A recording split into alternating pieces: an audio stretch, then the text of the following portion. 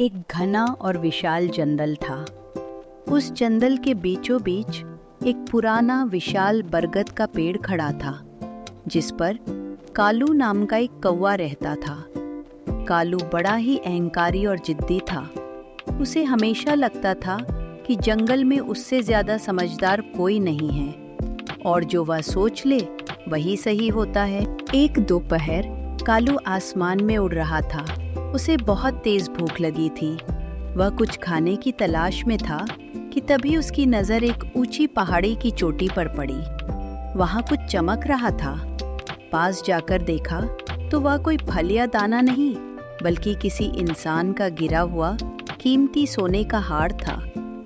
कालू ने सोचा, वाह, ये तो बड़ा शानदार है। इसे पहनकर मैं कितना अच्छा लगूंगा। उसने झपट कर उसे उठा लिया। ठीक उसी पेड़ की डाल पर पत्तों के पीछे छुपा बैठा था जंगल का सबसे शरारती और चालाक बंदर बंटी। बंटी ने कालू को हार उठाते देख लिया था। अरे कालू भाई, ये क्या उठा लाए? ये चमकती चीज तुम्हारे किस काम की? इसे यहीं छोड़ दो। इंसानों की चीजें हमेशा जंगल में मुसीबत ही लाती हैं। ओ बंटी, तुम अपनी शरारतों पर ध्यान दो। ये तो एक कीमती हार है। मैं इसे पहनकर जंगल का सबसे खूबसूरत पक्षी बनूंगा। ये मेरी पसंद है और मैं इसे नहीं छोड़ने वाला। कालू ने वह भारी हार अपनी गर्दन में डाल लिया। हार इतना भारी था कि कालू को उड़ने में बहुत मुश्किल हो रही थी। वह अपने पंख फड़फड़ाता हुआ मुश्किल से अपने पेड़ पर वापस आया और थक कर एक डाल पर बैठ गया। उसे अंदर ही अंदर महसूस हो रहा था कि बंटी सही कह रहा था, लेकिन अपनी जिद के कारण उसने हार नहीं उतारा। तभी जंगल से एक शिकारी गुजर रहा था। उसकी तेज नजर चमकते सोने के हार पर पड़ी जो कालू की गर्दन में लटक रहा था। शिकारी की आंखों में लालच आ गया। उसने सोचा, इस कौवे को गिराना होगा, फिर यह कीमती हार मेरा हो जाएगा। शिकारी ने तुरंत अपना धनुष उठाया और कालू पर निशाना साधने लगा। पेड़ पर बैठा बंटी सब देख रहा था। उसे पता था कि कालू कितना जिद्दी है, लेकिन वह उसका दोस्त भी तो था।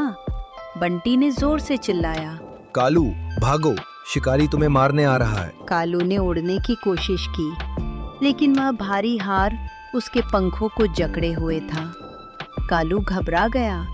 उसकी जिद अब उसकी जान लेने वाली थी।